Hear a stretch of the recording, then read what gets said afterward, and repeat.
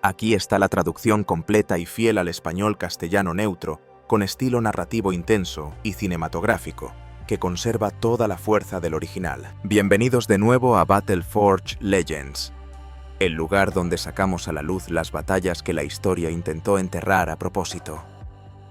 Aquí no contamos la guerra con voz de hipócrita, la contamos con sangre, con sudor, con el sonido del metal desgarrando el cielo y con secretos que todavía hoy siguen sangrando. La noche del 12 de noviembre de 1944, cuando el cielo del Ártico se hundía en un frío mortal, 200 jóvenes pilotos de la RAF se preparaban para una misión de la que ni siquiera ellos mismos creían regresar con vida. Objetivo: el acorazado Tirpitz, el monstruo de acero de 52.000 toneladas que Churchill llamó The Beast y que Hitler consideraba con orgullo el supremo orgullo de la Kriegsmarine.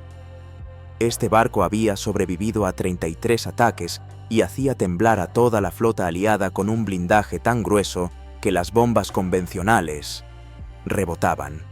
Pero en aquella mañana fatídica, el Escuadrón 617, los Dam Busters, voló directo a su guarida.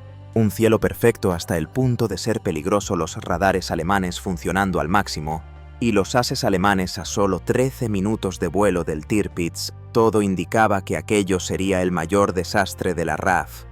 Y sin embargo ocurrió lo imposible: entraron, lanzaron las bombas y salieron sin perder un solo avión. Un misterio que lleva casi 80 años sin respuesta. ¿Acaso alguien desde la oscuridad les abrió el camino? Esta es la historia de los 90 segundos que cambiaron el océano, y hoy en Battleforge Legends volvemos a abrir la puerta de la historia para descubrir el secreto que el Tercer Reich nunca pudo explicar. Para entender por qué el ataque del 12 de noviembre de 1944 se convirtió en uno de los momentos decisivos de la Segunda Guerra Mundial, tenemos que retroceder a los primeros años del conflicto, cuando el nombre Tirpitz no estaba aún en el fondo del mar, sino haciendo temblar todo el Atlántico. El Tirpitz no era un acorazado cualquiera, era el arma psicológica más potente que los nazis tenían en la superficie del mar. Desde su botadura, los servicios de inteligencia británicos lo describían como una amenaza latente capaz de estrangular en pocos días toda la ruta de suministros aliada. Y eso no era exageración. Este coloso podía navegar a 35 nudos, una velocidad impensable para decenas de miles de toneladas. Eso le permitía acercarse, golpear y desaparecer antes de que el enemigo reaccionara. Pero lo más terrorífico eran sus cañones de 360 mm, armas capaces de disparar más allá del horizonte, es decir, el adversario ni siquiera veía al Tirpitz, y el Tirpitz ya podía descargar su golpe mortal. Combinado con un blindaje tan grueso que cientos de bombas solo dejaban arañazos, el Tirpitz se convirtió en el símbolo de la invulnerabilidad de la Marina alemana. Eso llevó a uno de los desastres más negros de los aliados, el convoy PQ-17, el puente vital de ayuda a la Unión Soviética. Bastó el rumor de que el Tirpitz había salido del puerto para que el almirantazgo británico entrara en pánico. Ordenaron disolver la formación, una decisión fatal. Resultado: 24 de los 35 mercantes fueron hundidos por submarinos y aviones alemanes en medio del caos. El Tirpitz no disparó ni un solo cañonazo. Con su mera sombra había provocado cientos de muertos y había puesto en jaque toda la estrategia de suministros aliada. Pero lo que hacía al Tirpitz realmente especial no era solo su fuerza física, sino su valor estratégico. Mientras estuviera en Noruega, la Royal Navy se veía obligada a mantener decenas de acorazados y cruceros en el norte, impidiéndoles apoyar otros frentes. Churchill escribió con amargura: "El Tirpitz tiene prisionera a más de la mitad de la Home Fleet solo con existir". Por eso durante 2 años, los británicos lo intentaron todo: hombres rana, minisubmarinos, aviones de largo alcance, bombas experimentales. 33 ataques en total. Todos fracasaron. El informe siempre era el mismo: daños insignificantes. El Tirpitz se convirtió en una obsesión en la daga suspendida sobre los convoyes más vitales de los aliados. A finales de 1944, Churchill perdió la paciencia. No quería que un símbolo nazi siguiera en pie ni un día más. Y fue entonces cuando los escuadrones 617, Dambusters, y 9 recibieron la orden final. No porque fueran los más afortunados, sino porque eran los únicos, lo bastante locos, como para intentar matar a un monstruo que todo el mundo consideraba inmortal. Cuando Churchill confió la destrucción del Tirpitz a los escuadrones 617 y 9, no se lo entregó a los más experimentados ni a las leyendas de la RAF. La mayoría de los que realizaron aquel vuelo fatídico eran chicos de menos de 25 años. Rostros que aún conservaban rasgos de estudiantes, ojos que nunca habían visto el frente terrestre, pero dispuestos a pilotar un Lancaster de más de 30 toneladas a través del infierno. Uno de los más destacados fue Tony Iveson, veterano de la Batalla de Inglaterra como piloto de Spitfire, la campaña aérea más dura de la RAF. Pero lo que hacía especial a Tony no era el número de misiones, sino la confianza absoluta que inspiraba en sus compañeros. Tony no era de los que gritaban ni alardeaban. Era tranquilo, preciso, y cuando hacía falta más frío que el acero. Cuando entró en el 617, trajo algo que cualquier escuadrilla deseaba: calma en medio del miedo, algo extremadamente raro en la guerra. Sin embargo, Tony era de los pocos veteranos. La mayoría de los pilotos del 617 y del 9 eran estudiantes que abandonaron la universidad, jóvenes ingenieros chicos que acababan de salir del colegio porque creían que el cielo era donde podían cambiar la guerra. Venían de la campiña inglesa, de la industrial Manchester, de las Highlands escocesas, incluso de Canadá y Nueva Zelanda. Tenían sueños distintos, pero al ponerse el traje de piloto, todos eran iguales, jóvenes temerarios y sin nada que perder. La mentalidad de esa generación era muy distinta a la de hoy. Para ellos volar era un honor, un símbolo de libertad. Temían más ser descartados por no dar la talla que las bombas. Muchos cuentan que cuando recibieron la orden de atacar el Tirpitz, nadie dudó. No sabían si volverían vivos, pero sí sabían una cosa: era la misión más grande en la que jamás participarían. Durante los entrenamientos, los ingenieros del 617 y del 9 tuvieron que acostumbrarse a una nueva pesadilla: volar Lancasters tuneados, según estándares absolutamente locos.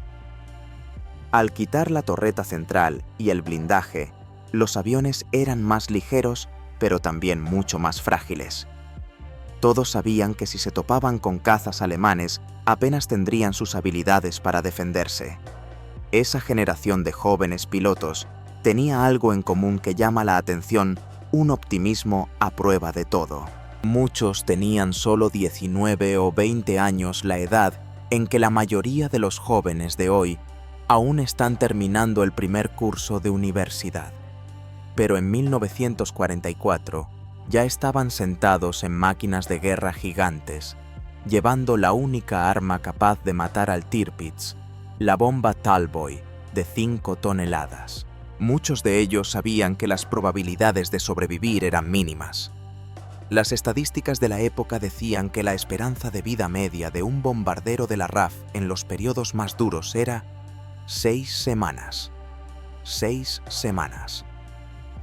Pero cuando se reunían en la sala de espera tomando té y hablando de piezas de motor, nadie mencionaba la muerte. Era un pacto tácito. Hablar de ella no ayudaba.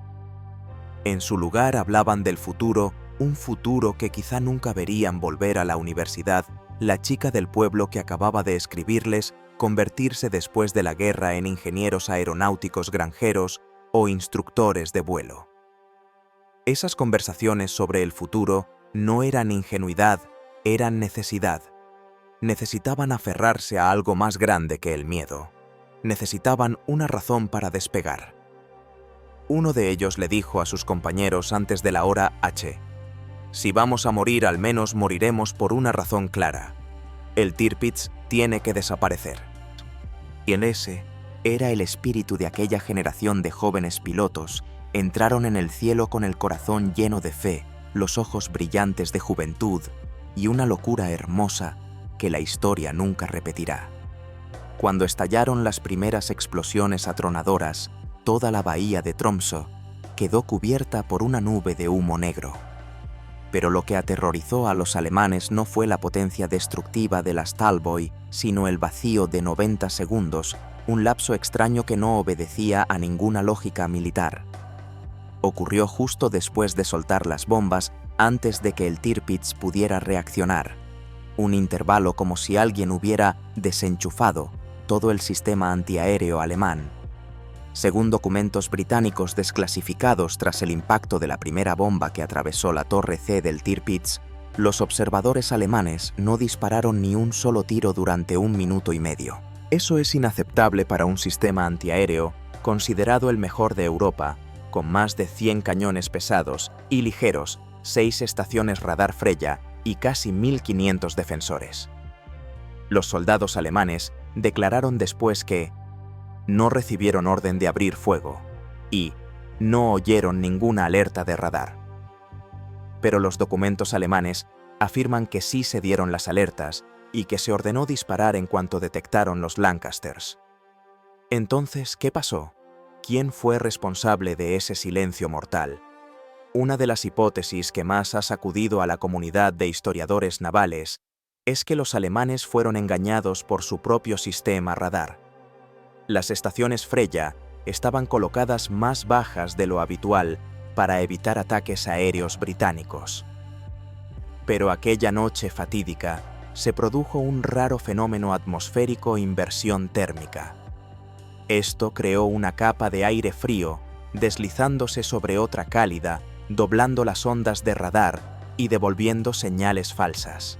Resultado: el radar vio un escuadrón en una posición imposible. Y como las coordenadas eran ilógicas, los operadores las ignoraron. Pero eso es solo la mitad de la historia. La otra mitad es aún más misteriosa. ¿Quién sabía de antemano que ese fenómeno iba a producirse? Porque según un informe secreto de la RAF, antes del ataque del 12 de noviembre, los meteorólogos británicos enviaron una nota muy extraña. Alta probabilidad de cielo despejado, buena visibilidad y condiciones especialmente favorables para bombarderos pesados. ¿Qué eran esas condiciones especialmente favorables? Nadie lo explicó. Sin detalles técnicos, solo esas 12 palabras que están directamente relacionadas con el éxito de la operación.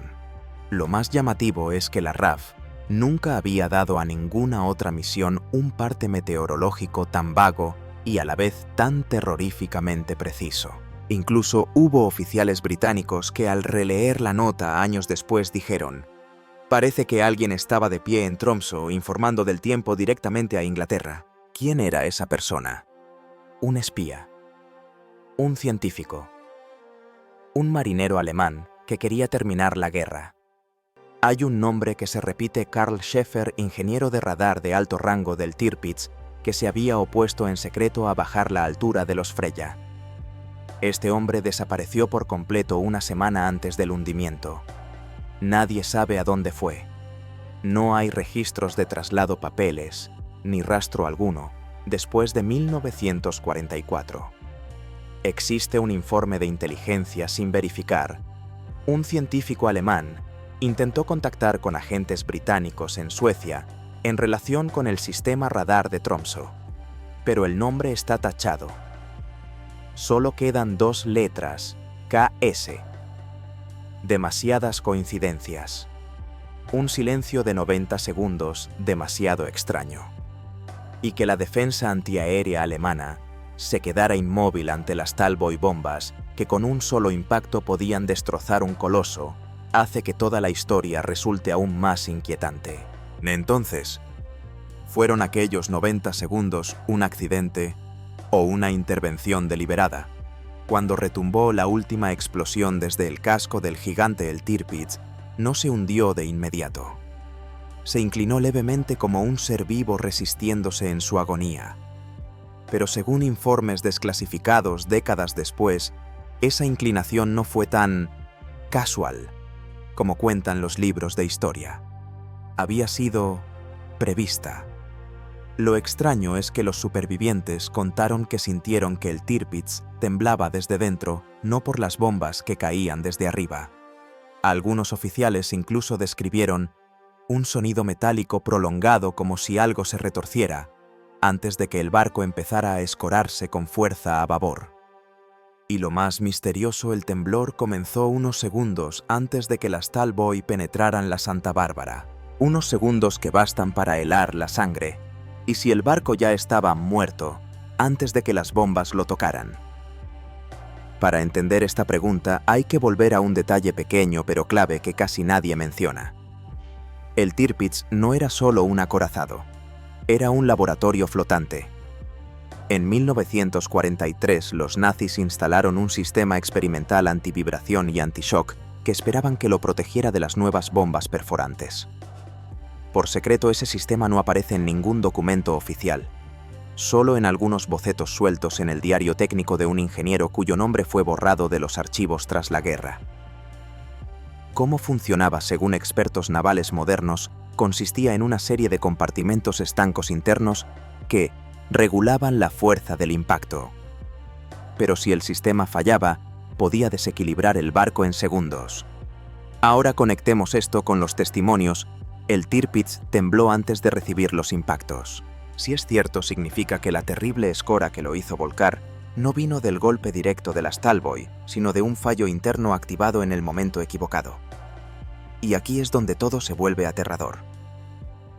¿Fue ese fallo casual? ¿O alguien lo sabía de antemano? Un informe británico anotó que el Tirpitz es extremadamente vulnerable si se inclina más de 10 grados. Pero en 1944, ¿cómo podían los británicos conocer la cifra exacta de 10 grados? Era información ultrasecreta.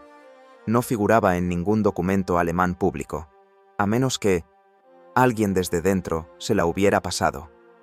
Un espía, un ingeniero, un oficial, o precisamente la persona misteriosa que desapareció en la parte 4, KS.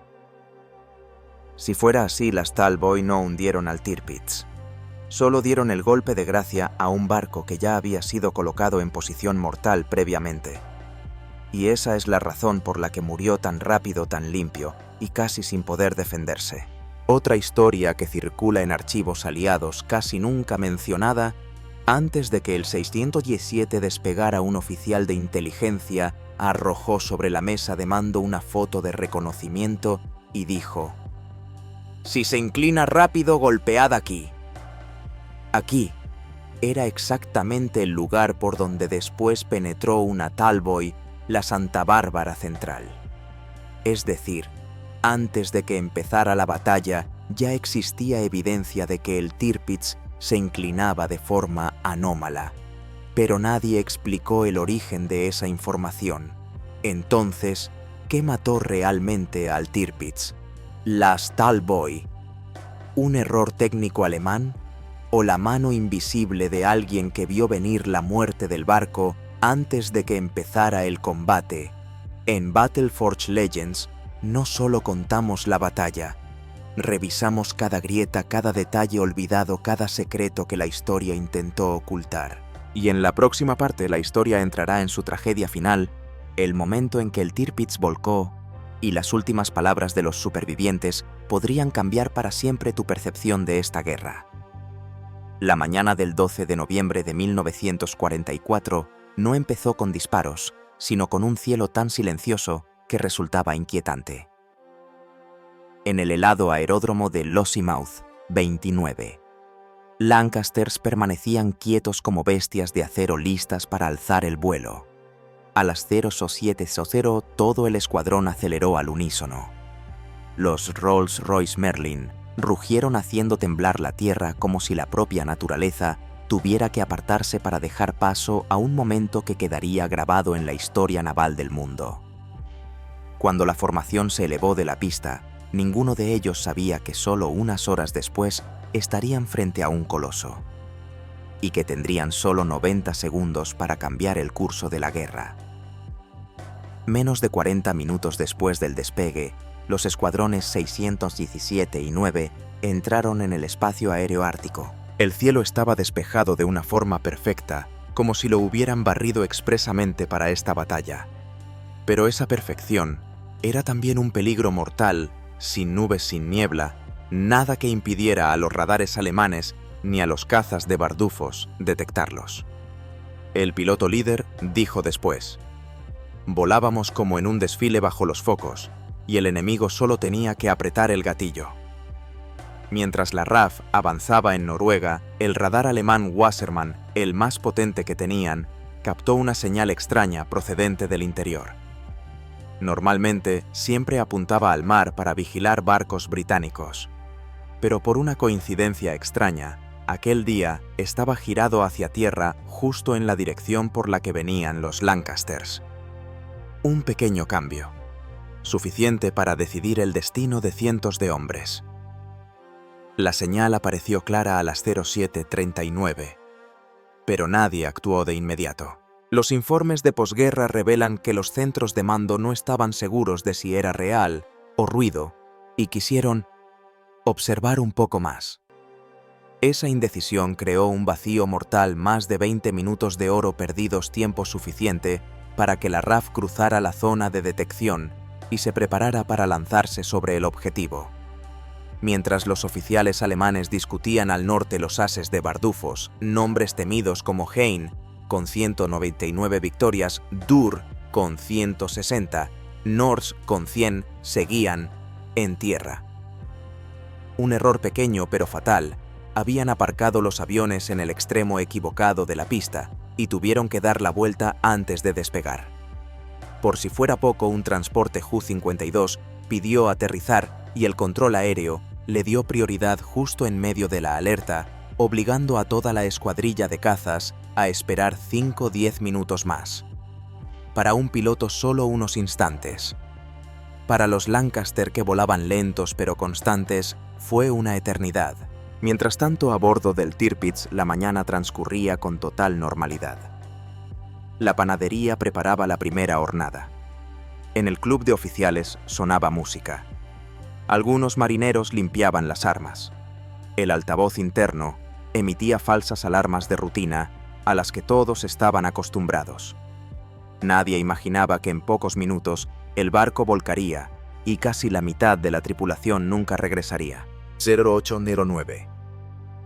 Un oficial de radar del Tirpitz detecta una señal anómala, pero en vez de dar alerta roja inmediata, deciden verificar. «Pueden ser aves marinas», dijo alguien. Esos minutos de comprobación fueron minutos que nunca recuperaron. 8:18. Bardufos por fin da la alarma. Pero el radar ya iba tarde, los cazas alemanes más aún. Y justo cuando corrían hacia la pista en el cielo, los Lancaster alcanzaban el punto de ataque. 08:41. Comienza el bombardeo. 08:42:30. Todo termina. Solo 90 segundos.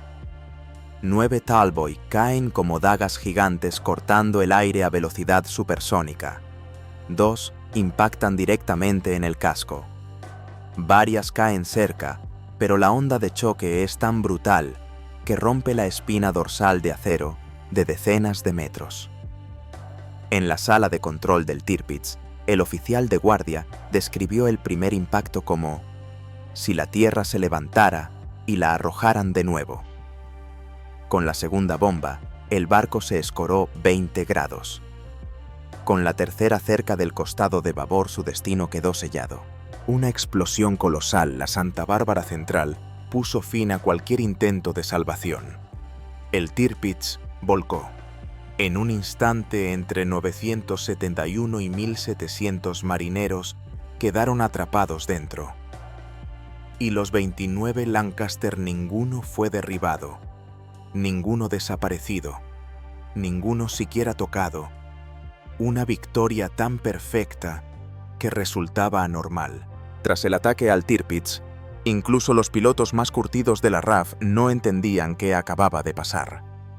Acababan de atacar uno de los objetivos más defendidos del Reich, a plena luz del día, bajo un cielo sin una nube, condiciones ideales para que los cazas alemanes los interceptaran. En Bardufoss, ases con récords terroríficos. T9, 60, 100 victorias, estaban a solo 13 minutos de vuelo. El radar Wassermann era lo mejor que los alemanes tenían. Y aún así, ninguno logró acercarse a la formación Lancaster. Ni un solo avión británico resultó dañado, ni hablar de derribado. Antes se habría llamado suerte. Pero con las defensas del Tirpitz, la suerte no basta para explicarlo. Y entonces, a partir de documentos desclasificados después de 1990, empezó a aparecer un nombre como una sombra: teniente Karl Heinrich Westner, oficial de radar en la estación alemana de Andoya. Un hombre al que nadie prestó atención durante la guerra, pero que estaba en el lugar exacto para cambiar el curso de una batalla decisiva. Los archivos lo describen como un ingeniero brillante, inteligente y callado. Pero lo que dejó helados a los investigadores fue un detalle: fue encontrado en una foto del ejército alemán sosteniendo una pitillera con la Union Jack grabada. Un objeto que en la Alemania nazi le habría costado un fusilamiento inmediato si alguien lo hubiera visto. A partir de ahí, la historia se vuelve fascinante. En la nevada, Andoya Westner desaparecía de la estación radar 10-15 minutos cada noche. Al principio, nadie le dio importancia. Pero después de la guerra, miembros de la resistencia noruega revelaron que había alguien dentro de las filas alemanas que les pasaba información, y a veces a los británicos. Esa persona nunca dio su nombre, pero la descripción coincidía con Westner, oficial técnico delgado, voz suave, siempre con una pitillera extraña. Si esto es cierto, Westner pudo saber con exactitud cuándo la RAF atacaría el Tirpitz. La estación Andoya podía detectar aviones a enorme distancia, y su trabajo era transmitir los datos a Bardufoss y al Tirpitz. Pero el 12 de noviembre de 1944, las señales se retrasaron de forma inexplicable. No fueron borradas ni manipuladas, simplemente llegaron tarde.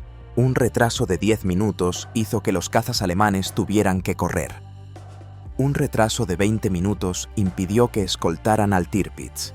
Un retraso de 30 minutos permitió a la RAF soltar las bombas antes de que despegaran. Muchos historiadores creen que si la alerta hubiera llegado a tiempo, el Tirpitz podría haber sobrevivido al menos 2 semanas más o incluso meses. En guerra, unos meses pueden cambiarlo todo. Pero lo que hace esta historia tan atractiva y perturbadora es el móvil. ¿Por qué Westner, oficial de la Wehrmacht, sentía simpatía por Inglaterra? La respuesta está en unas páginas de diario halladas después de la guerra. No creía en Hitler. Rechazaba la brutalidad del régimen y pensaba que cuanto más durara la guerra, más sufriría la gente. Una frase dejó helados a los investigadores: si puedo retrasar una señal, puedo retrasar una muerte.